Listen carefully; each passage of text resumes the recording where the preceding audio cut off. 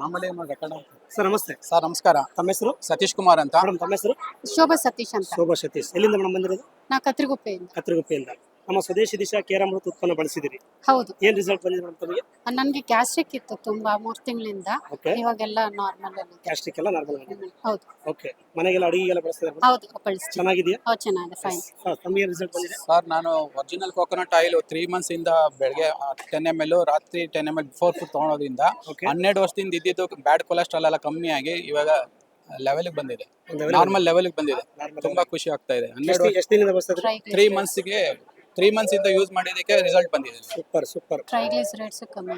Okay sir, ಈಗ ನಮ್ಮ ಸ್ವದೇಶಿ ದಿಶೆ ಬಗ್ಗೆ ಇವತ್ತು ಸಾವಿರಾರು ಜನ ಈ ಒಂದು ವಿಡಿಯೋ ನೋಡ್ತಾ ಇದ್ದಾರೆ. ನಮ್ಮ ಜನಗಳು ಏನ್ ಹೇಳಕ್ ಇಷ್ಟಪಡ್ತಾರೆ?